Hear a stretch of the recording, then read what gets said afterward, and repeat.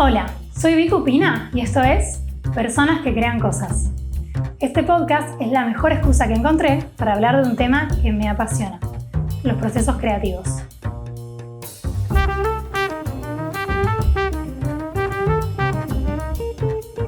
En este capítulo de Personas que Crean Cosas, estoy muy contenta de que me acompañe Agustín Ormazábal. Él es científico que en este momento se está desempeñando en el área de biofísica y tenemos unos amigos en común que lo conocí a través de ellos y estoy muy contenta porque tengo ganas de charlar con él acerca de ciencia y creatividad, procesos creativos en la ciencia. ¿Cómo estás, Agus? Muy bien, y te agradezco un montón por invitarme. La verdad que creo que es la primera vez que me invitan a hablar de la cuestión científica desde ese lugar, porque obviamente lo que tiene que ver con lo científico en este país en particular está siempre muy atravesado por lo coyuntural y por lo que tiene que ver con cuestiones de financiamiento y demás, pero hablar de ciencia, del ethos de la ciencia, es algo que no es tan habitual y la verdad que, bueno, para mí es un desafío por un lado porque me obliga a descasetarme, pero por otra parte, nada, lo agradezco un montón también. Así que gracias por invitarme. No, un placer. A mí es algo que a mí lo que me sucede con la ciencia es que me asombra un montón, ¿viste? Es como que me da muchísima curiosidad y me gusta como investigar, conocer, pero desde un lugar como más de eso, de curiosidad pura. Después quizás no recuerdo como los datos, no lo estudio, digamos. Pero creo que es como una forma de acercarte al mundo diferente a la que estoy acostumbrada. Entonces me pasa eso como... Y siempre pensé en que la ciencia eso tiene como un montón de creatividad en su proceso, sobre todo de investigación. Sin duda, sí. Que es lo que vos hacés. Por eso me parecía como interesante charlarlo. Para empezar como con un disparador, cuando estaba pensando en las preguntas, estaba como haciendo un poco un paralelismo entre el proceso creativo que yo conozco, que tiene que ver con el arte, con la fotografía, con la música principalmente, y lo que me puedo llegar a imaginar que es el proceso creativo de un científico. Obviamente puras como ideas que me hago. Y pensaba como en una instancia que siento que puede llegar a ser similar, pero bueno, contame, ¿qué te parece?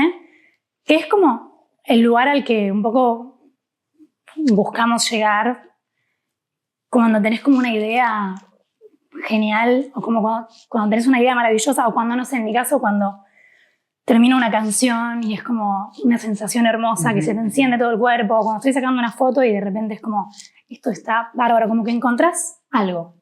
¿Viste? Sí. ¿Te pasa algo similar? Completamente. De hecho, no sé si te acordás, viste que quizás hay una diferencia importante entre lo que pasa con la forma de hacer ciencia con lo que pasa con la forma de hacer arte, con ciertos tipos de artes al menos, y es que lo científico está atravesado por una metodología en particular para hacer la ciencia, ¿no? Que es el método científico. Pero eso no revierte lo que vos decís sobre esto de la búsqueda de algo que parece genial, porque de hecho para mí la primera instancia del método científico es precisamente algo que tiene mucho que ver con eso. No sé si te acordás de cuál es el primer paso del método científico. La hipótesis. Bueno, la hipótesis es lo que surge precisamente después de ese primer paso y va por ahí lo que te quería comentar. Pero antes de la hipótesis en definitiva es una explicación aseverativa para algo que viste y que no pudiste explicar. El primer paso del método científico es la observación. Vos tuviste que haber observado algo que no pudiste explicar con lo que ya sabías y que te fascinó a tal punto que necesitaste establecer una hipótesis para poder explicar qué es eso y por qué funciona de la manera que lo hace. Entonces, creo que algo que por ahí tienen en común el proceso creativo de algunas artes con respecto a lo que pasa con el método científico es que el primer paso es la fascinación. Algo te tuvo que haber llamado lo suficiente la atención como para que se justifique todo lo que viene después, que es un trabajo enorme. Porque la hipótesis es aseverativa, pero es un paso en el cual, si bien uno decantó ideas y se puso en esa posición de tener que explicar algo con todo aquello que ya conoce, lo cierto es que lo que viene después, la metodología y sobre todo el hecho de que uno con su método lo que trata de hacer es refutar su hipótesis y no confirmarla, la verdad que hay un trabajo que no se justificaría de no ser porque algo te llamó mucho la atención. Entonces creo que ahí es donde está el punto en común con lo que vos decís, ¿no? Algo te tuvo que fascinar. ay, me encanta lo que estás diciendo, porque te escucho y es como tal cual lo que siento yo pero es un poco como lo mismo en el sentido de una fascinación hacia el mundo y intentar como quizás darle orden al mundo de alguna forma, pero como por métodos completamente diferentes, pero eso tal cual, como que la emoción es similar, ¿no? Me parece súper importante esto que decís de que son formas diferentes, pero que persiguen un mismo objetivo, porque también hay como una noción muy positivista que se tiene a veces desde la ciencia, y es que la ciencia es la única dadora posible de respuestas, ¿no? Como que esta es la metodología oficial para poder entender cómo es que funcionan las cosas, cómo es que funciona la vida, por así decirlo. Justo estoy leyendo una guía sobre el arte de perderse de Rebecca Solnit, y ella, de una forma muy provocativa, dice: la ciencia es la forma que tiene el capitalismo para entender la vida, que obviamente, digamos, se puede discutir desde el lado de decir, bueno, la ciencia trasciende al capitalismo porque es muy anterior. Incluso la formulación del método científico es anterior a la existencia de un sistema. Pero sí me parece que es interesante esa afirmación de Rebeca como para decir, bueno, la ciencia es una forma. Después el arte, sin duda que es otra forma también de comprender a la vida o de representarla, porque en definitiva la ciencia no es solo buscar entender, no es solamente buscar una verdad, es una forma de representación también de la verdad, ¿no?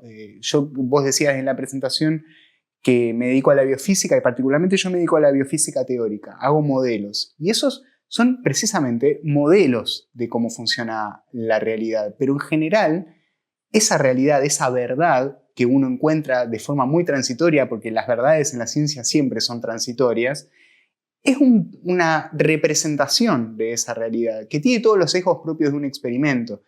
Y creo que el arte también representa de alguna manera. En algunos casos no, también está el surrealismo, quiero decir, pero hay ciertas formas de arte que tienen por objeto la representación de la realidad y creo que la ciencia es en definitiva eso, una representación, un modelo de cómo es esa realidad. Como un fragmento de la realidad, decís. Sí, y no deja de ser, cuando digo representación me refiero en algún punto a una ilustración también, ¿no? Porque, digamos, la verdad a la que uno llega a través de la ciencia no deja de ser relativa, y eso es importante. La nuestra es una función de sujetos. Para llegar a la objetividad que el positivismo pretende de la ciencia, tendríamos que abandonar nuestra condición de sujetos para volvernos objetos. No deja de ser una práctica profundamente humana y que por lo tanto tiene todos los sesgos al momento de representar, al momento de estudiar esos resultados que tiene cualquier humano. Recién te decía, la hipótesis es eso a lo que uno tiene que intentar refutar. Y eso es re difícil porque uno está comprometido emocionalmente con su hipótesis. Esa explicación que encontraste al fenómeno que te fascinó, si por algo la seguiste después es porque te pareció una buena explicación. Y sin embargo uno tiene que ponerse en la posición de refutarse para vencer a ese sesgo que implica el compromiso que uno tiene con su hipótesis. ¿Pero por qué? ¿Por qué es eso? ¿Por qué se tiene que refutar la hipótesis y no al revés? Porque confirmar la hipótesis sería el camino que quizás por nuestro compromiso con ella tenemos más allanado. Es decir, hay una tendencia que uno tendría a querer confirmar su hipótesis. Ahí es donde aparecen los sesgos personales, digamos, ¿no? El sesgo humano de nuestro quehacer científico. La hipótesis es algo que uno formula y que a uno le gusta en un punto. Vos decís, che, esto es una buena explicación. Entonces ahí es donde aparece también, si querés, esta cuestión de la pretensión de objetividad que nunca es tal, de tratar de refutarte, porque tratar de confirmar es mucho más fácil. Siempre vas a tratar de encontrar en los resultados los patrones que te digan tu hipótesis será la correcta. En general lo que tratamos de hacer es darle con todo a nuestra hipótesis. Y si sobrevive a todo eso que le tiramos encima, a esa rigurosidad que le ponemos para tratar de refutarla, y bueno, quizás será buena como hipótesis y ahí pasamos a un paso siguiente. ¡Ay, qué locura! No sabía que se trabajaba así. Me parece como que debe ser muy fuerte para uno tener que estar trabajando en contra de su propia afirmación o de su propia creencia, en fin. Es que es muy fácil confirmar lo que pensabas. Sí. No tiene sentido, pero eso, como que me pongo en ese lugar y digo, qué trabajo, como todo eso de vuelta, volvemos al principio, ¿no? Como que qué emoción te tiene que generar eso que te genera curiosidad para encima tener que averiguarlo jugando en su contra. Totalmente. Es que incluso en un punto ahí aparece también la frustración, ¿no? Como pasa, creo yo, con cualquier proceso creativo. en la ciencia también hay un bloqueo. También te podés tener un bloqueo creativo. Y en parte tiene que ver con que es medio ingrato ir permanentemente en contra de eso que inicialmente te había parecido una buena idea. Por eso también es como que la ciencia requiere de mucha paciencia, ¿viste? Y de mucha templanza y de mucha contemplación con uno mismo y con cómo es uno mismo en el momento de trabajar. Pero en definitiva, lo que sí me parece que es un puntazo en común con la creatividad artística es que es profundamente humano. Es una práctica que no está exenta de la subjetividad en el momento de hacerla, por suerte, porque me parece que ahí es donde también aparece la noción humana en lo que nosotros hacemos y por lo tanto en el alcance de ese resultado al que uno llega, ¿no? Sí, total. Total. Y esto que sucede con el método científico, ¿puede llegar como a jugar en contra también el hecho de tener que seguir un método como creativamente? Está buenísimo lo que preguntas. Por empezar, el método, por supuesto que uno lo rompe todo el tiempo, ¿no? Porque hay cierta pretensión de idealidad, hay como se asumen ciertas condiciones de trabajo y de contexto para el quehacer científico, en general no son las que uno tiene, sobre todo en contextos como este, en donde uno no tiene la disponibilidad de todos los recursos habidos y por haber para poder hacer ciencia. Permanentemente te las tenés que rebuscar para poder alcanzar determinados resultados en contextos que pueden llegar a ser adversos. Por lo tanto, el método es una guía de la cual uno se va todo el tiempo. Y creo que ahí es donde también aparece un poco la creatividad, ¿no?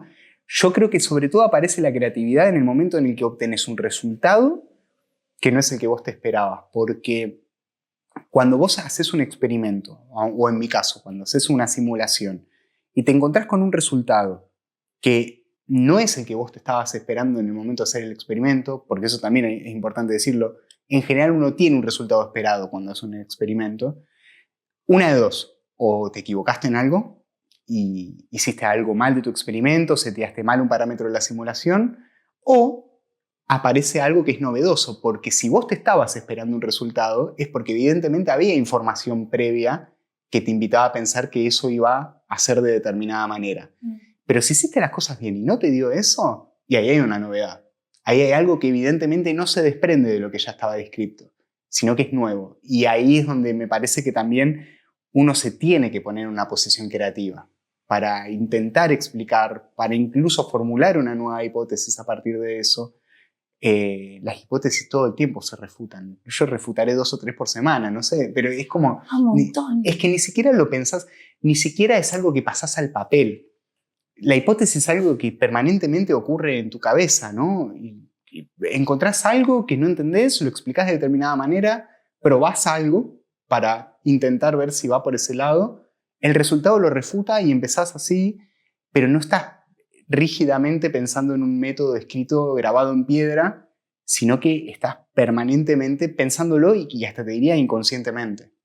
Y me imagino cuando te escuchaba que debe ser como también una cuestión de que con los años, que cuando más lo haces, quizás es como una cuestión de que lo tenés más incorporado, como cualquier arte, ¿no? Como cualquier proceso creativo, que de repente como eso, quizás al principio tenés como el, no sé, digo, ¿no? Como el método, así, bueno, primero hago esto, y después es como ya, bueno, no, como que ya la cabeza se te va como, porque esto que me decís, refuto 2 o 3 por semana, me parece una barbaridad. Yo cuando te escuchaba decía como, bueno, capaz que tiene una hipótesis cada un par de meses y está laburando, como que yo me A veces imagino sucede también, sí. también, como que tenés épocas de, estás como con una hipótesis que te vuelve loco y y después en otra como que estás más como con otras como muchas por semana y así como que depende del proyecto en el que estás laburando, ¿cómo es? Y yo creo que depende de la profundidad de la hipótesis. A veces la hipótesis es el tronco de la investigación, pero de ella se desprenden hipótesis más pequeñas también, ¿no? O sea, no todo es esa hipótesis principal o esas 2 o 3 hipótesis principales con las que uno encara el proyecto. En la medida que vas avanzando, también vas generando nuevas hipótesis que se alimentan un poco también de los resultados que vos vas teniendo. Cuando se cae la hipótesis principal de tu proyecto, es un momento de crisis. Y está bien, digamos, o sea, es parte del proceso de la investigación, a veces sucede. Es muy difícil que la primera hipótesis que vos tuviste sobre cómo se puede explicar un evento en particular sea la correcta. Y es más, aun cuando tengas todos los resultados que confirmen a esa hipótesis, puede el día de mañana venir alguien más y refutarla con su experimento y es parte de las reglas también. Por eso digo que la ciencia siempre llega a verdades que son transitorias, ¿no? O sea, por ejemplo, las verdades de Newton, que son las verdades de la mecánica clásica, no fueron después las verdades de la mecánica cuántica. Y a su vez las verdades de la mecánica cuántica no son las verdades de Einstein y de la relatividad general. Me parece que también es importante tener como esa caída del ego, si se quiere, que implica entender que tu verdad, esa verdad a la que vos alcanzaste con tu investigación, es una verdad que es transitoria. Y tan transitorias como esas verdades son las hipótesis. Las hipótesis son el primer fusible que salta en una investigación, siempre. Puede llegar a ser frustrante, pero también es cautivador eso. Total. Bueno, cuando te escuchaba pensaba que quizás otro punto, como otro paralelismo, es un poco las verdades como obras. A ver eso. Y como que quizás lo que vos haces con tus investigaciones termina definiendo o no una verdad, que es un poco el proceso creativo de una obra artística que termina sucediendo como obra, obviamente con la diferencia de que nadie va a venir y refutarla necesariamente, pero termina siendo como el resultado, ¿no? Como que el resultado de tu proceso creativo es esa verdad, y el resultado de un proceso creativo artístico es, bueno, una obra. Como que termina siendo como una posible comparación. ¿Sabes qué? Es interesante lo que decís y a ver si lo interpreto bien, pero el arte como que siempre está bastante dividida en camadas a los cuales se les pone un nombre, ¿no? Pienso en el renacentismo, pienso en el barroco, pienso en el New Age, y creo que lo que ha pasado con la ciencia, y particularmente con la física, pero no exclusivamente con la física, es que también hubo camadas. O sea, la mecánica clásica fue una camada de la ciencia. Fue una época, bueno, que de hecho siempre hay coincidencias muy grandes entre las revoluciones científicas y las revoluciones sociales y las revoluciones artísticas, ¿no? Digamos, el advenimiento de la mecánica clásica alrededor del 1700 también tiene en el medio aparejado lo que tiene que ver con la Revolución Francesa. Y de hecho, el que es considerado padre de la química, que es Lavoisier, fue guillotinado en esa revolución. O sea, no son cuestiones independientes una de las otras. Cuando se da el advenimiento de la mecánica clásica, de la mecánica cuántica y de la relatividad general hacia principios del siglo pasado, también se produce una revolución social que tiene como consecuencia un impacto en lo cultural y me imagino que en lo artístico también. Pero sin duda que hay eras en la ciencia y esas eras pueden ser las que vos mencionás como aquellas que están fundadas por una nueva verdad, ¿no? Y después se van desplazando esas verdades, como que hay otras verdades que las superan y las otras... O sea, ¿hay verdades que se contraponen conviviendo al mismo tiempo? Es muy buena la pregunta porque la respuesta sería un poco un ni. La mecánica cuántica no reemplazó a la mecánica clásica, en el sentido de que las formulaciones de Newton dentro de determinados contextos siguen siendo útiles. Vamos a llamarlo de esa manera, que no es una palabra de lo más agradable, pero vamos a hablar en términos de que sirve para explicar determinados procesos. Las ecuaciones clásicas de Newton sirven para explicar determinados procesos. De hecho, mis simulaciones en buena medida están basadas en las formulaciones de Newton. Ahora, si en lugar de querer simular una molécula completa, quisiera simular las nubes electrónicas de uno de sus átomos, no me queda otra que irme a la mecánica cuántica. Y ahí ya no me sirven las formulaciones de Newton. Y si lo que quisiera ver es el desplazamiento de un planeta en el contexto de una galaxia, me tengo que ir a la relatividad general y la cuántica no me sirve ahí tampoco. Y entre sí se contraponen, o sea, eso... Yo no diría que se contraponen, más bien diría que explican bien o apropiadamente fenómenos en determinados contextos que no son los mismos. O sea, el contexto de la mecánica cuántica es distinto del contexto de la relatividad general y cada cual es útil para explicar fenómenos en esos contextos. En estos casos justo estamos hablando de las dimensiones, ¿no? O sea, estamos pasando de galaxias al contexto de un átomo. esos diferentes contextos en términos de las dimensiones del sistema que se estudian, amerita que se usen diferentes fórmulas. Y lo que no hay todavía es algo que unifique todos esos contextos al momento de tener una única formulación para todos ellos. Ahora, sí hay verdades que reemplazaron a otras a lo largo de la historia de la ciencia. Yo diría que las otras más bien, en los ejemplos anteriores, más bien se complementan. Pero, por ejemplo, el modelo del átomo es completamente distinto. ¿Qué se te ocurre a vos cuando... ¿Qué forma tiene un átomo? Cuando te digo qué forma física tiene un átomo. Yo me imagino como un circulito de energía así mínimo. Bien, y ¿te imaginas eso? Tipo una esfera. Sí, como con cositas alrededor, onda girando, ¿entendés? Muy rápido. Bien, ¿y cómo giran esas cosas alrededor? Claro, estás dibujando un círculo, digamos. Sí, sí. Bueno, ese es el modelo clásico del átomo, en donde vos tenés el núcleo y un orbital en torno al cual gira un electrón. Sin embargo, hay un reemplazo de ese modelo, ¿no? Hoy hablamos de un núcleo y de una nube alrededor que no es otra cosa que una distribución de probabilidad. Una cáscara dentro de la cual puede estar el electrón ocupando diferentes lugares. Ya no es esa que aparecía entre escena y escena de Jimmy Neutron, que era el átomo con los dos halos en torno a los cuales giraba una esfera más pequeña. Sí, eso me imaginaba. Los modelos de átomos sí se han ido reemplazando. De hecho, los primeros modelos de átomo eran que para aquellos que correspondían a cosas que estaban calientes era un centro esférico y pinches, mientras que los que estaban fríos eran esferas perfectas y suaves. Digamos, hay a lo largo de la historia ejemplos de las dos cosas, de verdades que se van reemplazando unas a otras y todo lo contrario, de verdades que se van complementando y que simplemente te sirven en diferentes contextos. En el ámbito de las ciencias sociales y de las humanidades, que a falta de alguien que asuma esa camiseta la voy a poner yo, porque creo en la importancia de las ciencias sociales y las humanidades, también hay modelos, digamos, que se reemplazan entre sí en términos de análisis de la realidad o del objeto o del sujeto de estudio, y otros que no. Creo que es una característica de la ciencia eso. En general. En general. Y de vuelta como la creatividad de elegir cuál te sirve para cada momento de la investigación. Totalmente. Totalmente. Sí, ahí está bueno entender a esas verdades como una caja de herramientas, ¿no? Es decir, bueno, tengo que clavar un clavo en la pared, no voy a agarrar un destornillador, voy a agarrar un martillo. Bueno, eso también es el modelo que vos vas a utilizar para encarar tu investigación.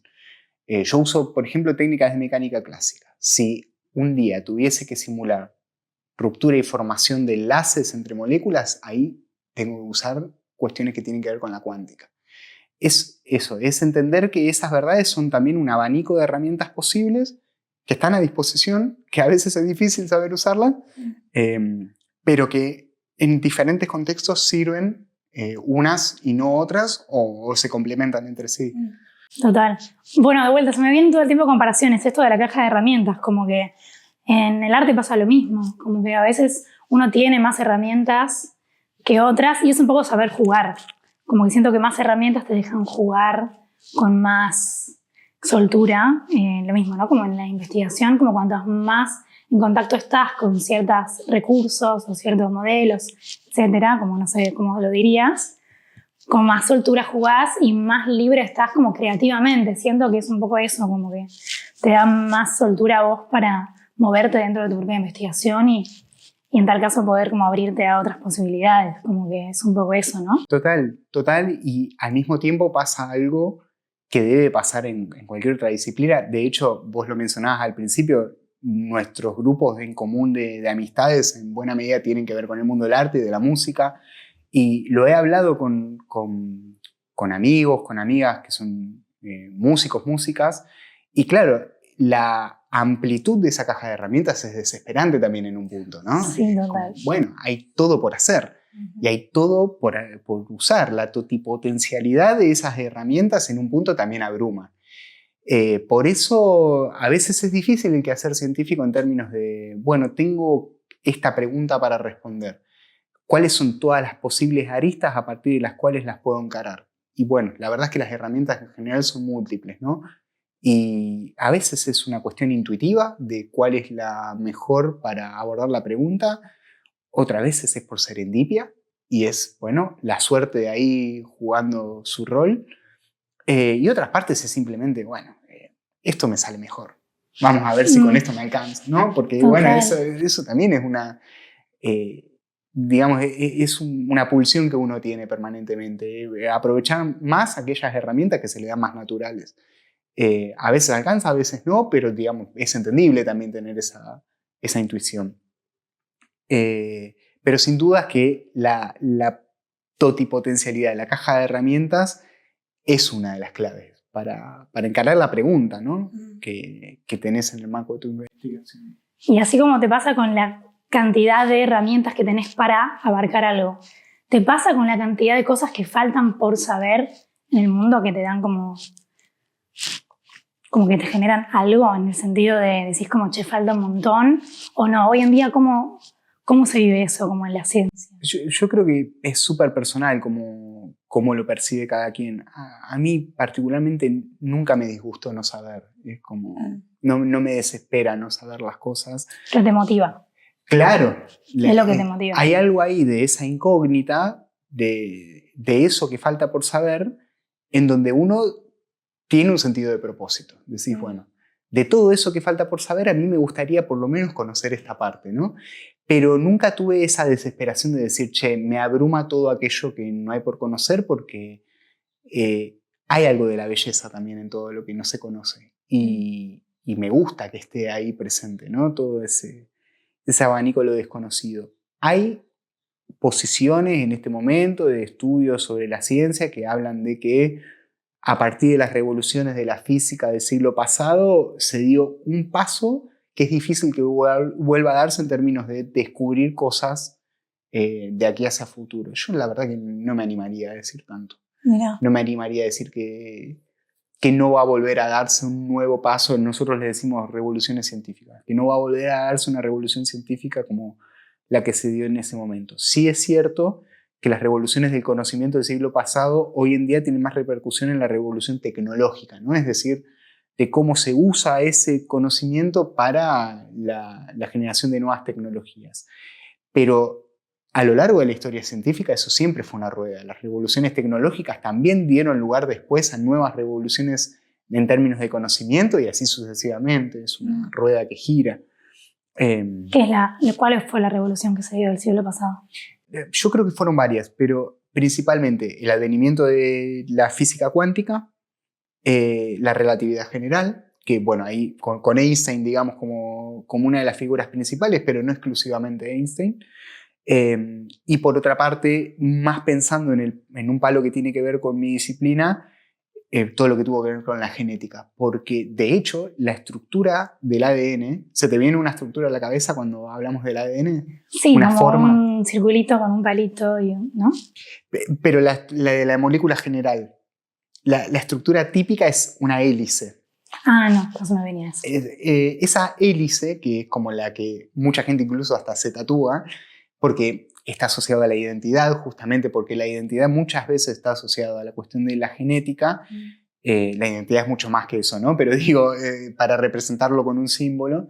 Bueno, esa estructura típica de hélice se descubrió recién a mediados del siglo pasado. Y fue reportada a mediados del siglo pasado. Y a partir del descubrimiento de esa estructura, y te diría más, de la existencia del gen, es decir, del ADN, de la información, de entender que el ADN contiene información que después se traduce y que tiene un efecto sobre cómo nos vemos y cómo metabolizamos, y etc., es algo propio del siglo pasado. Entonces, la biotecnología no existía hace 100 años, porque justamente en buena medida, o va a haber alguien que me diga que sí, y que las primeras formas de biotecnología fue el cuidado del ganado, porque es el uso de un organismo vivo para generar una tecnología que antes no estaba. Vamos a decirlo entonces en términos de ingeniería genética. La ingeniería genética no existía hace 100 años. Son disciplinas muy jóvenes y arrancan precisamente porque se termina de disipar la duda de cómo está compuesta químicamente la molécula del ADN, y cuál es su estructura, cómo modificando esa secuencia y esa estructura se pueden obtener efectos distintos en el organismo al que estás modificando. Y bueno, ni hablar que a principios de este siglo tuvimos el primer clon, ¿no? El primer clon animal. Digamos, yo creo que ahí hay un quiebre, primero desde la física y después desde la biología, que al día de hoy siguen dando efectos, pero totalmente contundentes en términos de la vida cotidiana, ¿no? Yo creo que esos fueron por lo menos dos grandes que se me vienen desde el siglo pasado. Después, obviamente, tenemos revoluciones tecnológicas de lo más importante, ¿no? La primera que se me viene a la cabeza es el microchip. Antes una computadora te ocupaba quizás esta habitación entera, y cuando empieza a reducirse el tamaño necesario para los cálculos, bueno, empieza todo lo que vino después en términos de información, de revolución informática. Desde Internet hasta lo que hoy entendemos por inteligencia artificial, digamos, sería imposible generar esos volúmenes de información o analizarlos con el volumen de aparatos que usábamos antes de los años 80, sobre todo. Pero en términos de conocimiento fue desde la física y desde la biología, y eso es una posición absolutamente personal, ¿no? Que son esas dos. Podrá alguien decir desde el punto de vista de la química también que el aporte de Marie Curie en términos de lo que tiene que ver con radioactividad también fue fundamental, y otro más reduccionista diría, bueno, pero eso en realidad es un aporte de la física. Bueno, por eso, hay subjetividades. Bien, está bien. ¿Y a vos por qué empezaste a estudiar ciencia? Volviendo como un poco para atrás. ¿Qué fueron lo que te dieron ganas de empezar? Yo desde chiquito ya estaba fascinado con las cuestiones particularmente de la química. La cuestión de la transformación, ¿no? Esto de juntar dos cosas y obtener una tercera completamente distinta. Y me acuerdo que en ese momento había en Magic Kids, un canal de televisión para niños de la época, un programa que era El Mundo de Big Man, creo que se llamaba, en el que básicamente hacían experimentos en vivo para explicar fenómenos de la vida cotidiana. Y a mí me fascinaba, y yo quería trasladar eso a mi propia casa y mezclar cosas y encontrarle la vuelta para reproducir esos experimentos en mi casa. Y ahí había algo del quehacer de lo cotidiano que ya me interpelaba. Después, mi tío en ese momento estudiaba ingeniería en alimentos y tenía como su planta piloto de fabricación de cerveza en la casa, y había algo también del material volumétrico y de ver cosas pasando por tubos que me generaba también esa fascinación. Y mi viejo, que es maestro, enseñaba física. Entonces había algunas cositas que también me iba introduciendo de ese mundo desde una edad muy temprana. Así que yo más o menos a los 5 o 6 años ya sabía que la ciencia era lo que me quería dedicar. La biotecnología apareció mucho después, porque ni siquiera sabía que existía. Pero hubo algo de esa fascinación que fue muy temprana y que arrancó por esa edad, digamos, entre el jardín de infantes y la primaria. Como una curiosidad de querer entender el mundo en el que estabas. Sí, y te diría hasta menos pensado que eso, ¿no? Esta cuestión de quiero ver cómo cambian cosas al mezclarlas entre sí, una cuestión sí, muy intuitiva de niño, ¿viste? Y ni que hablar la fascinación por las cosas que explotan, que obviamente es como, yo creo que es una constante en todo niño, en toda niña que en algún momento se acercó a la química, viste explotar algo y te gustó. Y bueno, ahí aparece una fascinación desde lo visual, desde lo sensorial, ¿viste? Y desde la travesura.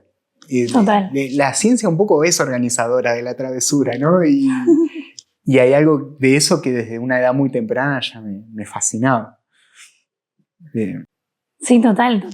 Es que yo me acuerdo de eso también, como que me generaba mucha curiosidad. Después como que quizás no fui como muy, como que no me encontraba con el lenguaje, ¿viste? Como que tiene algo como, eso yo más por el arte, como que, pero sí hay algo como de la fascinación de esto, de tal cual, como qué pasa con los elementos del mundo, como que de repente, no sé, pasan cosas, es muy interesante. Bueno, ahí apareció cuando yo era todavía muy chico, y mi viejo que tenía ese background, ahí aparece por primera vez la noción de átomo y de molécula. Como, bueno, existe algo mucho más chiquito que lo que vos conocés, de lo que vos estás acostumbrado a ver, y que constituye todo lo que conoces y lo que estás acostumbrado a ver. Esa idea a mí me fascinó desde muy temprana edad, esta idea de existe algo muy pequeño que constituye todas las cosas, y en mi cabeza, viste que recién hablábamos sobre cuál es la forma del átomo, cuál es la forma de la molécula, en mi cabeza el mundo subatómico era un mundo de galaxias chiquitas. Era como, bueno, el núcleo y algo que gira a su alrededor. A mí eso me remitía al Sol y la Tierra y los planetas girando alrededor. Entonces para mí era como eso otro que también me fascinó siempre, que es el espacio, llevado a una escala muy pequeña. Y hoy en día lo que yo hago son simulaciones precisamente de esos átomos, ¿no? De esas moléculas que por ahí en ese momento no les ponía nombre y apellido, pero que de alguna manera me imaginaba. Las moléculas que yo simulo son lo suficientemente pequeñas como para que no se puedan ver con un microscopio. Y medio que no queda otra que modelizarlas de otra manera, en nuestro caso a través de simulaciones. Entonces, eso que yo veo a través de la pantalla, la simulación de esos átomos, es un poco la simulación de lo que yo me imaginaba cuando tenía 5 o 6 años y quería averiguar cómo era ese mundo subatómico. Obviamente es un modelo, ¿no? Yo lo represento con esferas y los enlaces como palos que se unen con otras esferas. Sí. Eso es una representación, ¿no? Es un modelo. Pero es lo más cerca que quizás puedo llegar a estar de ver eso que de chiquito quería ver y que me imaginaba cuando me imaginaba qué es una molécula. Qué locura que eso, que terminaste de repente haciendo eso mismo, que es con lo que empezaste a fascinarte por la ciencia, ¿no? Me parece hermoso. Porque, bueno, voy a ver si voy a poner unas imágenes de eso que me mandaste mientras que estabas explicando eso, así se entiende, porque justo cuando yo le pregunté a Agus que me cuente un poquito de qué era lo que hacía para yo entender bien como qué es lo que él investigaba de la ciencia, me mandó unas imágenes, porque vos lo que haces es, esas moléculas las representás en la compu. Sí. Para poder entenderlas, porque son moléculas que o se mueven muy rápido, entiendo, sí. Como que sucede eso, ¿no? O son como muy dinámicas, entonces vos lo que haces es intentar como comprender cómo funcionarían para poder estudiarlas, ¿verdad? O sea, ¿es eso? Es exactamente eso. A través de cálculos con una compu, es como si nosotros partiéramos de una estructura que en general es conocida porque se obtuvo por microscopía, es como si le sacaran una foto a la molécula, pero en 3 dimensiones. Y a partir de esa imagen tratamos de simularla para entender su dinámica. No es como si partieras de un frame de una escena de una película y solamente con la información de ese frame intentar entender cómo es la escena completa. Por ejemplo, si fuera el frame de una pelota cayendo, uno podría esperar que en el frame siguiente esté un poco más cerca del suelo y así sucesivamente hasta tocarlo. Porque hay leyes de la física que operan sobre esa imagen. Bueno, es eso trasladado a la simulación de una molécula en particular. ¿Y cada movimiento es una pequeña hipótesis? Cada movimiento es la información necesaria para generar el movimiento siguiente. Pero eso lo tenés que corroborar, ¿o no? Lo que uno intenta corroborar es la información que se obtiene de la película completa. Porque es la película completa la que te da información estadística. Porque una imagen en particular puede tener átomos dispuestos de una manera, pero porque justo se alinearon Marte, Júpiter y Mercurio, estoy diciendo la cosa menos científica posible, y quedaron dispuestas de esa manera. Hay un factor de azar y hay algo también de los errores asociados al modelo que uno tiene, que siempre los tiene. Pero cuando ya mirás a la película completa, el conjunto de estructuras que obtuviste, ahí puedes hacer estadística. Y la idea de la estadística es precisamente minimizar esos errores o mínimamente calcular cuáles son para intentar entender de todo ese movimiento que reprodujiste cuál es el que es representativo del rol biológico que tiene esa molécula. Bien. ¿Y cuál es el mayor desafío que encontrás en tu día a día trabajando en tu investigación, en tu proceso? La tolerancia a la frustración, sin duda. Sin duda, porque es difícil, como cualquier otra cosa en la que uno trabaja. No pienso que la ciencia sea particularmente difícil con respecto a otras disciplinas, pero tiene complejidades asociadas que es importante saber sortear por momentos. Y lleva a mucha frustración la cuestión esta de no poder muchas veces entender o comprender del todo qué es lo que está pasando. Me pasa incluso, en este momento yo estoy dirigiendo a 2 personas, a un chico y a una chica que son estudiantes de grado y que están haciendo sus tesis de licenciatura conmigo. Y en los 2 casos, pero en uno en particular, estamos teniendo consistentemente resultados que a esta altura yo creo que no son culpa de algo que esté mal hecho, sino que son efectivamente el resultado y que sin embargo no lo entiendo. O sea, no entiendo qué es lo que está pasando y no entiendo qué es lo que ese resultado me está diciendo. Hay que tener templanza, digamos, como para convivir con esa duda permanentemente y que no te enloquezca. Y por otra parte también para poner a punto todas las metodologías necesarias para responder las preguntas.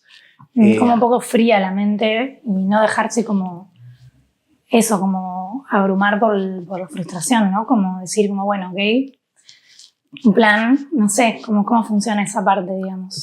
Sí, lo de la planificación es así, es como juntarnos un día y decir, bueno, esto es lo que me sucede, este es el resultado que tengo, ¿qué hacemos? Y ahí hay algo que me parece súper importante del quehacer científico y incluso te diría del proceso creativo en ciencia, y es que en general es colectivo. No, yo puedo ir con la bicicleta yendo de mi casa a la universidad y se me ocurre alguna idea y a veces hasta paro la bicicleta y la anoto porque sé que cuando llegue a la universidad probablemente me la olvidé, pero hay una instancia que desde mi punto de vista es quizás la más fructífera para esa idea, que es comentarla con tus colegas, comentarla con la persona que te dirige, comentarla con las personas a las que estás dirigiendo, porque ahí es donde verdaderamente esa idea termina de cobrar un contexto. Hay algo de esto que hablábamos antes, de la cuestión de los sesgos. Uno está muy sesgado por su hipótesis, por su forma de trabajar y de aplicar la metodología, incluso por el compromiso que tiene de identificar algo en los resultados, de buscar un patrón. Y sin embargo, creo que eso se cae y empieza a tener un poco más de contexto general y un poco más, si querés, de volumen cuando lo hablas con otro. Y te dice cualquiera. O te dice, che, no, sí. Sí, te abre otra punta. O te abre otra punta. Me parece que es muy importante tener el espacio de conversación. Mis mentores fueron Juliana y Gustavo. Hoy en día trabajamos más a la par en el marco del laboratorio. Y yo sé que cuando tengo una buena idea, o lo que a mí me parece que es una buena idea, la tengo que hablar con Juliana para que Juliana le tire con todo. Bien. Y es, pero, pues suena como algo medio frustrante o como algo que te tira abajo. Por el contrario, ese es el momento en el que te das cuenta cuánta fuerza o no tiene la idea que vos tuviste. Y creo que cuando además trabajás con colegas que tienen buena predisposición y sobre todo buena intención con esa devolución, es donde cobra volumen. Pero es muy importante la cuestión colectiva para mí en el proceso creativo. Bueno, de vuelta encuentro otro paralelismo, porque sucede lo mismo, como una puede estar en su casa, puedo estar en mi casa encerrada trabajando en un proyecto días, semanas, meses, pero en cuanto lo hablo con alguien, o sea, de repente empezás a ver otras cosas que no veías, porque sí, eso es necesario, es como una conversación que abre un montón de puertas, que abre un montón de posibilidades. Creo que de vuelta eso pasa en todo proceso creativo, ¿no? Como que es recomparable y está buenísimo también como tener la apertura de hacerlo y de poder poner a tu obra, a tu investigación, a tu hipótesis en ese lugar. Creo que un poco se me viene la idea de, así como la ciencia necesita refutar su hipótesis, y a veces el arte también como que necesita mirar con más, como cuando estás haciendo una obra, mirarlo como con más mirada quizá crítica, bien, ¿no? Como para llegar a un lugar mejor, sí, claro. Pero a veces es necesario en el arte también descartar. Como que a veces una obra no termina de no avanzando porque no te animás a descartar algo que quizás te encanta y está buenísimo, pero no tiene sentido capaz en la totalidad de la obra, ¿no? Como capaz esa idea, no sé, qué sé yo, unos bajos que te parecen que están bárbaros para un tema, pero están bárbaros, pero no van con la melodía, ¿viste? Como que, y uno está intentando, y capaz necesitas ponerlo a conversación con alguien, sí, para que claro, te diga, che, no, como este es el problema, y la verdad, sí, es cierto. Sabes que me encanta lo que decís y de hecho me hace acordar a una conversación que tuve una vez con con un gran amigo que fue mi compañero durante prácticamente todo el doctorado, que se llama Rodrigo, él también dedicado a la misma área de simulación, con la diferencia de que él sí usaba algunas cuestiones de cuántica para algunas reacciones en particular y demás. Pero él una vez me dijo una frase que me quedó grabada, y es que uno debe poder poner al resultado o a la valorización que tiene de su resultado, más allá de cuánto le costó haber llegado al resultado. En el sentido de que te pudo haber costado muchísimo y que sea un resultado pedorro, o tal vez con muy poco esfuerzo llegaste a un gran resultado, pero a veces es difícil desacoplar esas dos cosas, ¿no? Y lo pensaba por esto que vos decís del descarte. A veces a uno le cuesta descartar un resultado por el hecho de que simplemente le costó mucho trabajo obtenerlo. Pero tal vez simplemente es un resultado que no te está aportando a tu investigación, ¿viste? Y creo que saber descartar está buenísimo. Nunca lo había puesto en esos términos, pero me parece que es súper importante en el quehacer científico. Sí, bueno, es que dicen, por ejemplo, que un escritor, te das cuenta de lo buen escritor que es por todo lo que descartó. No todo porque efectivamente ves en la obra terminada, ¿viste? Pero porque ese poder de limpieza y de visión es re valioso y es como de vuelta lo mismo. Un proceso creativo científico, eso, como decís, como descarte, que es difícil. O sea, uno lo piensa y tiene sentido cuando lo razonas, pero estás en el momento y te aferrás un montón. Te aferrás muchísimo. Por eso te digo que para mí el intento de refutar tu hipótesis es ingrato en un punto, porque estás comprometido con esa hipótesis, porque estás aferrado, y a veces te pasa con el resultado también, ¿no? Que vos encontraste un resultado y finalmente te terminás dando cuenta de que había un sesgo que no habías visto antes y que de alguna manera refuta al resultado en sí. Y es muy difícil de descartar. Por eso la charla con los otros para mí es muy importante, para ponerlo a uno en la dimensión de su contexto. Y incluso te diría, para esto que hablamos antes de la tolerancia a la frustración, a veces en mi campo se trabaja mucho con programación. Y a veces estás trabado con un script que no entendés por qué no anda o porque está dándote un resultado que no tiene sentido. Y basta que venga el otro, lo mire así nomás y se dé cuenta dónde está el error, porque uno ya en un punto empieza a leerlo de memoria, ese código. Y lo lees ya sabiendo lo que te vas a encontrar a eso. Pero cuando viene, en mi caso, el Paisa o Juliana, y lo ven así nomás y se dan cuenta al toque de dónde puede estar el sesgo, incluso desde la lógica del código. Es muy importante la presencia del otro para descartar. Y también al contrario, para reafirmar, ¿no? Y decir, che, sí, es esto. Total. ¿Y se habla en la comunidad científica desde la creatividad? ¿Cómo hablan de ustedes de su proceso creativo? Muy poco. Muy poco. Eso te lo quería preguntar, como que me parece muy loco eso. Muy poco. Ver a la ciencia como un proceso creativo es algo que quizás formulado de esa manera es la primera vez que lo escucho. En el marco de este podcast, quiero decir, porque no se habla de la ciencia desde ese lugar.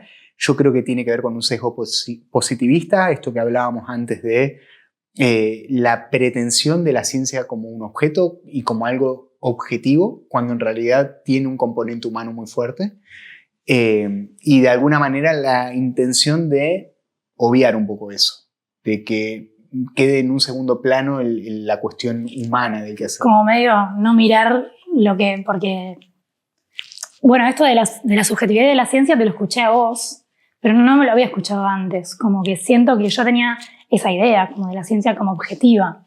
O sea, esto que me está diciendo es que vos lo ves así, pero que en realidad no se ve así dentro de la comunidad científica en general. Yo creo que, para ser completamente honesto, son pocos los espacios que tenemos para reflexionar sobre el quehacer científico dentro de la ciencia. Y creo que en buena medida responde a varias cuestiones. Por un lado, al vértigo, a la cuestión de permanentemente estar trabajando incluso a deshoras para obtener los resultados, para cumplir, para rendir, sea lo que eso signifique.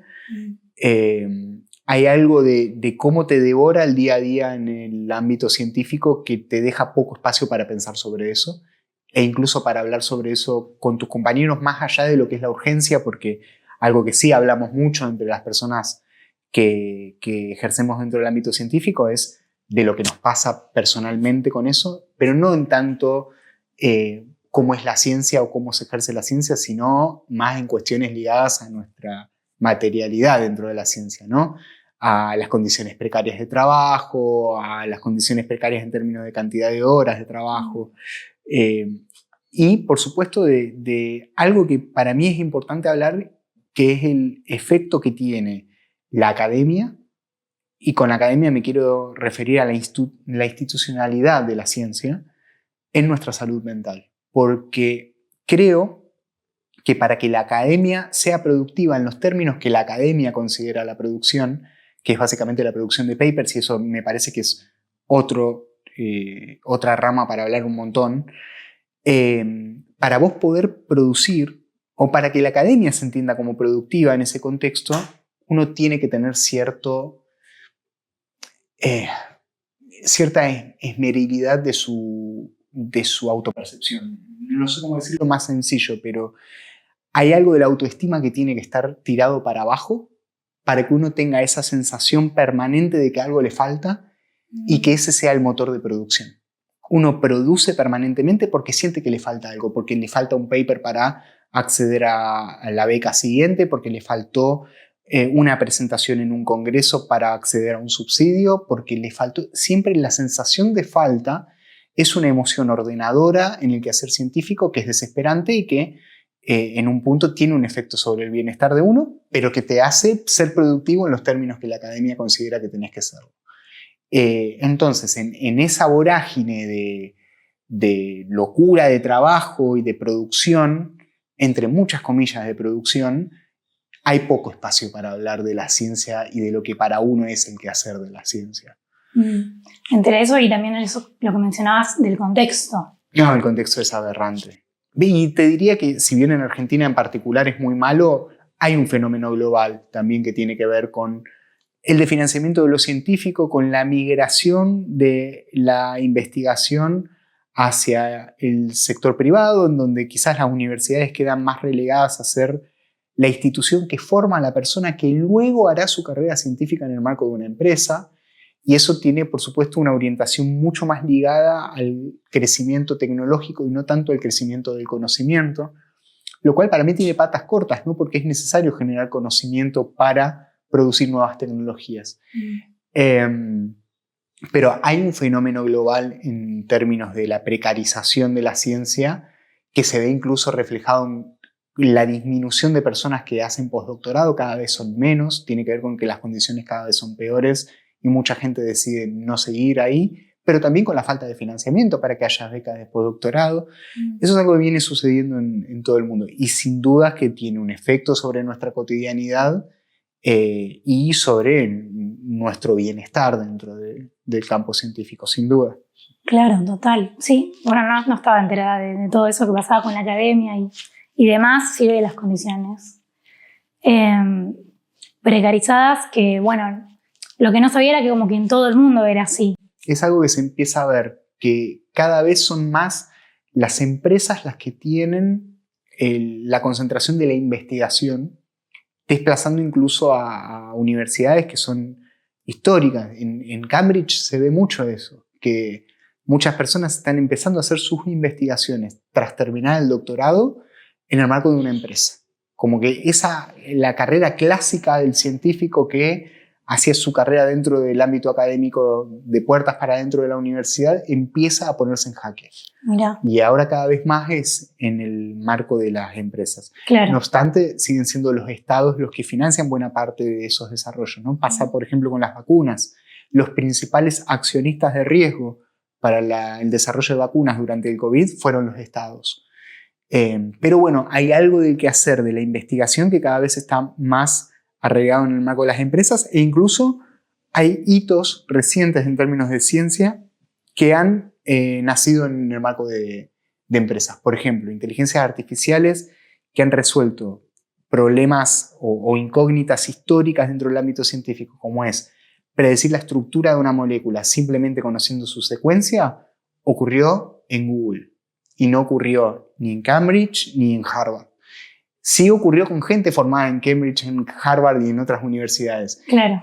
Pero no dentro de esas universidades, sino dentro de empresas. Eso es un fenómeno que se va dando globalmente. Bien. Claro, y ahí como que en todo ese contexto pensar a la ciencia en su ámbito creativo No, claro. no se da. Claro, es porque es pensarla, a mí me parece muy interesante como vos lo formulás, porque pensarla en su dimensión creativa es pensarlo en una dimensión humana. Y eso es lo que me parece que no está tendiendo a hacerse, ¿no? Claro, es verdad, es como que eso es lo que daría pie a todo esto que no quieren mirar. Exacto, Un poco. claro, la pretensión de objetividad, ¿no? Como que la ciencia misma se separa por momentos de lo que en sí misma es. Completamente, sí, porque pienso en las primeras ciencias, ¿no? Las ciencias griegas, las ciencias precolombinas en el caso de acá de América, ¿no? Que eran muy observacionales, muchas veces tenía que ver con la cuestión de los astros, pero además porque estaba todo por decir en términos de nuestra vida cotidiana y de lo tangible. Y esas eran ciencias profundamente colectivas y profundamente humanas y profundamente arraigadas en la experiencia y en lo observable y en lo cotidiano y en el saber, hasta te diría, popular. Y creo que hay algo de cómo la academia vino a institucionalizar a ese quehacer científico que desacopla un poco a la ciencia de esa noción humana y de la condición de sujeto de quienes ejercen a la ciencia. Sí, bueno, de vuelta a otro paralelismo, porque sucede mucho también en las instituciones artísticas que terminan generando un marco que termina enmarcándote el cerebro creativo. Y un poco pasa eso como mucho, por ejemplo, en las instituciones que tienen que ver con la música, en los conservatorios, sucede que un montón de carreras están como muy sesgadas en esto se hace de tal manera y no termina habiendo mucho lugar para la creatividad. O pasa un montón de músicos que estudian, terminan la carrera y de repente no tocaron. Claro. O sea, no tocaron afuera del ámbito institucional. Claro. Es como que la misma academia te termina cerrando a lo que en realidad fuiste a hacer. Eso sucede mucho también. Como que hay que estar un poco, creo, atento a eso y verlo, ¿viste? Como que siento que si lo podemos ver, ok, está bien, porque tampoco es que, no sé, en la academia hace todo mal ni que en las instituciones no, claro. todo mal. De hecho, somos en parte de la academia, ¿no? Quienes formamos parte del sistema científico. Pero creo que verlo, de vuelta, el primer paso es la observación, es como importante para poder moverse con más soltura o bueno, como para poder mirar aunque sea desde afuera como situaciones y ver con qué nos quedamos y con qué no. A mí me pasó un montón, que la institución me cerró un montón y cuando pude verlo fui como bastante más libre. Total. Pero claro. bueno, cuando arrancás a estudiar es como que, no sé, vos vas, ¿viste? Entras como en ese plano, no sé. Bueno, me lleva también eso a preguntarme a quién le conviene. O sea, a quién le conviene esa forma, ese quehacer que establecen las instituciones y las academias, ¿no? ¿Quién pone las reglas? En fin. ¿Quién pone las reglas y sobre todo, para qué, ¿no? Porque evidentemente a nosotros convenir no nos conviene.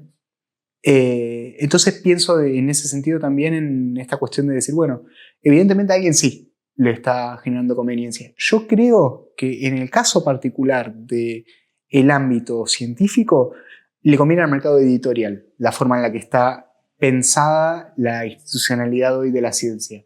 Porque si nuestra forma de evaluarnos, nuestra forma de acceder incluso a nuevas posiciones en la carrera, es a través del conteo de papers, que es lo que pasa en la mayoría de los países, incluyendo el nuestro, la verdad que a quien más le conviene es a la editorial que depende de que vos publiques papers para subsistir, porque ahí hay un punto quizás en común con las personas que se dedican a la música, que muchas veces tienen que pagar por tocar.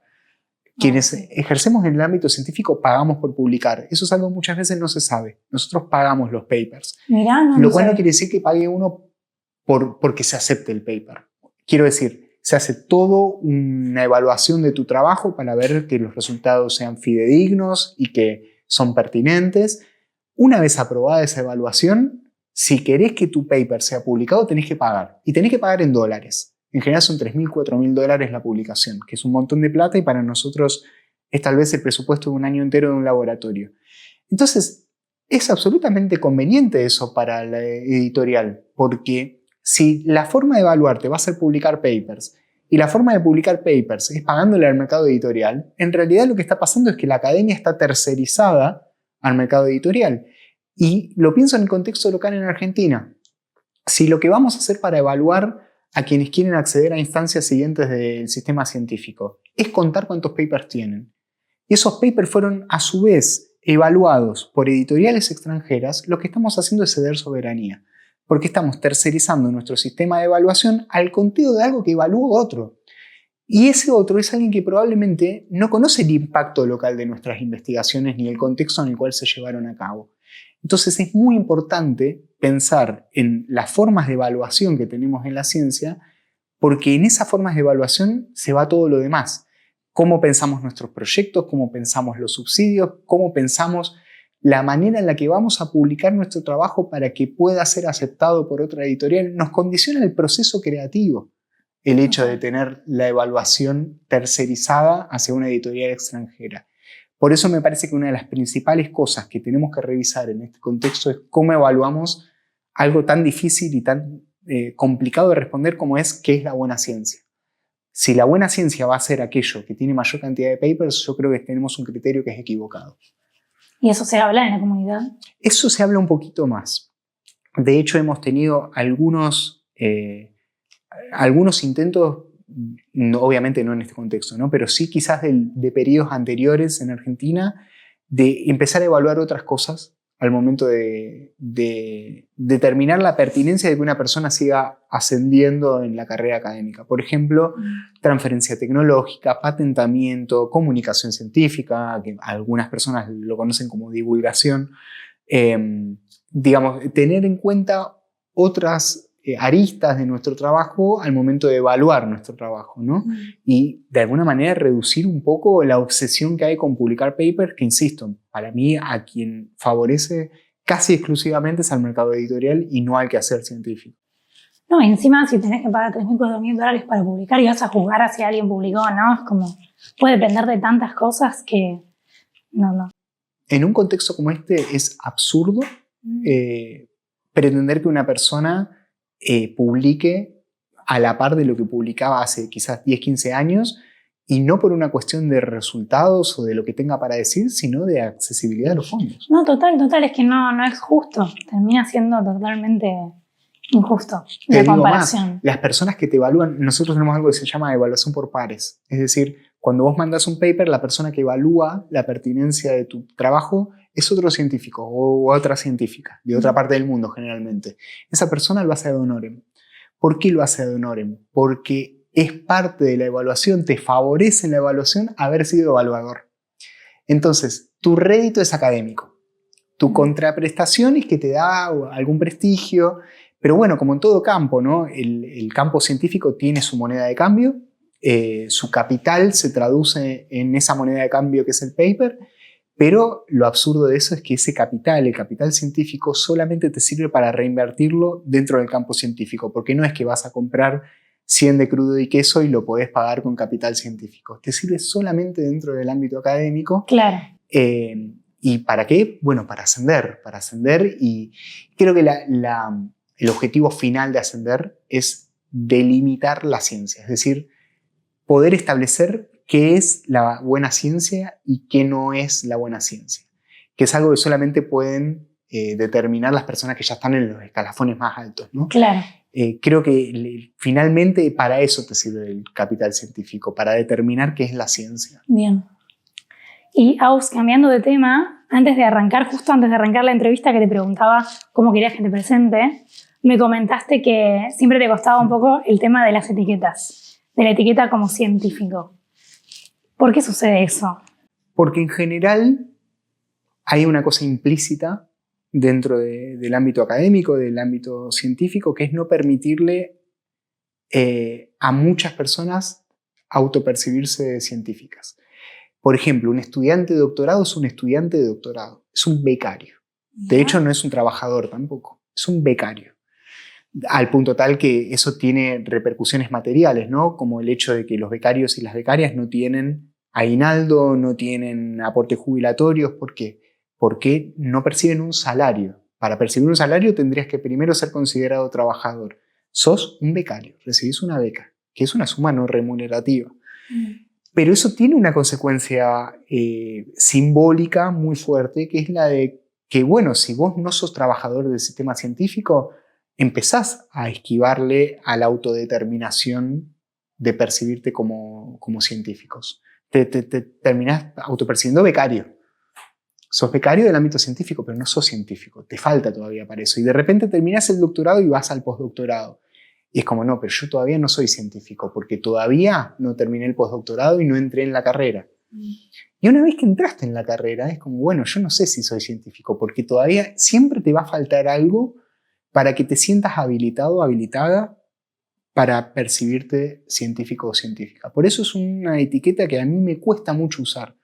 Pero entendiéndolo, esta etiqueta tiene que ver con factores externos que te habilitan a llamarte científico, no como vos autopercibiéndote científico. Es que son las dos cosas, porque ese factor externo termina generando una percepción tuya. Claro, es eso. Que te lleva a sentir que no te ganaste todavía.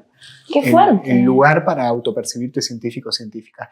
Te diría que es algo que me pasa a mí y que es una cuestión netamente personal, pero lo cierto es que la verdad, hablándolo con compañeros y compañeras, somos muchas las personas que nos sentimos de esa manera al momento de autopercibirnos. Nos cuesta presentarnos, nos cuesta muchísimo presentarnos. Me parece muy fuerte porque no tendría dudas de que sos científico. Digo, ya me estás contando todo lo que haces, todo lo que estuvimos hablando es como, bueno, obvio que sos científico para mí.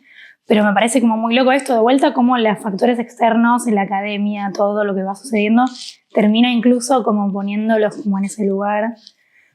Porque pasa también en cuestiones como en las ramas del arte. Conmigo me pasó mucho con la fotografía, como en qué momento digo que soy fotógrafa o no. Pero no necesitaba la carrera para eso.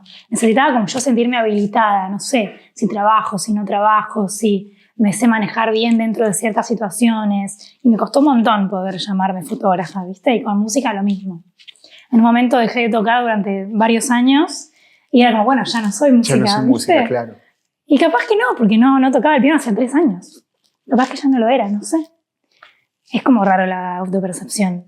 Sí, y yo creo que tiene que ver, en nuestro caso, con lo que te decía antes de la cuestión de la autoestima, ¿no? De cómo el sistema académico funciona gracias a que nuestra autoestima está esmerilada y a que necesitamos permanentemente cubrir esa sensación de falta que tenemos con más trabajo. Bueno, hay algo de eso que tiene una repercusión también en la etiqueta interna, ¿no? Es como, bueno, me falta a tal punto que me falta hasta para decirme científico o científica. Ay, qué tremendo, me parece. Es muy fuerte y creo que está súper ligado con lo que vos decís también, ¿no? Esta cuestión de, bueno, yo dejo de ejercer en el ámbito científico, dejo de ser científico. Y bueno, yo creo que hay una forma de ver la vida a través de la ciencia que no va a cambiar independientemente de cuál es el ámbito profesional en el que te desempeñas. Pero la etiqueta cuesta. Cuesta un montón. Cuesta. Por eso a veces hasta una postura política que uno como becario, como becaria, diga soy científico. Porque hay gente a la que le va a molestar que digas eso y está bien. Está bien que les moleste. Está bien molestarlos. Y sí, claro. Muy bien. Claro. Agus, para terminar, me gustaría preguntarte ¿qué es lo que más disfrutas de lo que haces? Uy. Obviamente dentro de la cuestión científica. Sí y no, pues sí. Pero yo lo pensé dentro de la cuestión científica, pero si te viene a la mente otra cosa, bienvenida sea. Y se me viene a la cabeza, lo digo porque fue lo primero que se me vino a la cabeza antes de hacerte esa pregunta, que es la docencia. Qué bien. A mí la docencia me conmueve. Y creo que lo que tiene, obviamente está ligado a lo científico, ¿no? Porque la asignatura que uno da en general es aquella en la que se especializó producto de su trabajo de investigación. Yo doy físico-química en la UNCI y los contenidos de esa materia son la base de lo que fue mi tesis de doctorado. Pero la docencia tiene algo que es muy gratificante y que la ciencia a veces no tiene, que es la retribución inmediata. La persona que se está beneficiando con tu trabajo está ahí, es de carne y hueso, está delante tuyo y es una persona con la que podés hablar y tener un intercambio directo y sistemático. Con la ciencia a veces lo que pasa es que uno tal vez debe esperar mucho tiempo hasta que el resultado de tu trabajo tenga algún tipo de repercusión en un otro. Y ni que hablar para que te enteres encima de que tuvo esa repercusión. Pero la docencia es una retribución inmediata y sobre todo muy conversacional. Yo estoy hablando con el otro. El paper no tiene esa idea de vuelta tan automático. A lo sumo lo que pasa es que uno escribe un trabajo y otro lo cita y hasta otro te intenta refutar con su propio trabajo, que por supuesto es válido y está dentro de las reglas, pero viste que hay algo que sigue esa lógica de la carta, ¿no? Esto de, bueno, yo te envío y tengo que esperar un tiempo y capaz esa carta nunca llega, pero con la docencia la persona está ahí. Y vos aprendés a su vez de esa persona y de lo que esa persona interpreta de lo que vos le estás diciendo. Y fue realmente lo primero que se me vino a la cabeza. Y te digo más, hay un punto en común, otro punto en común entre docencia e investigación, que es dirigir gente, porque tiene la misma dinámica. Se da en el marco de la investigación, no del aula, pero tiene esto de yo estoy conversando con una persona que está aprendiendo y yo estoy aprendiendo de esa persona también, y es súper gratificante. Para mí dirigir a Fede y a Maura es un lujo y es algo que me pone bien, y hay días, tenemos malos días como cualquier otro en donde no te sale nada y tenés que encontrarle la vuelta y charlar un montón de qué puede estar fallando en el experimento, pero esa conversación es lo que creo que más me gusta, incluso con quienes fueron mis mentores, también con el Paisa y con Juliana. Creo que lo que resume la respuesta es que lo que más disfruto es el otro, ¿no? Total. Y es un acto muy creativo también, como el estar con el otro y estar como todo el tiempo esto, como un ida y vuelta que es muy creativo. Pero sí, porque no hay forma de poder acceder a las ideas que uno tendría por sí solo que no sea involucrando al otro. Y por eso también me llevo esta noción del proceso creativo de la ciencia, porque creo que a mí mismo no se me hubiese venido a la cabeza, y creo que es algo que nos falta como noción además dentro del campo científico en general. Qué bueno. ¿Hay algo que querías decir que no te pregunté?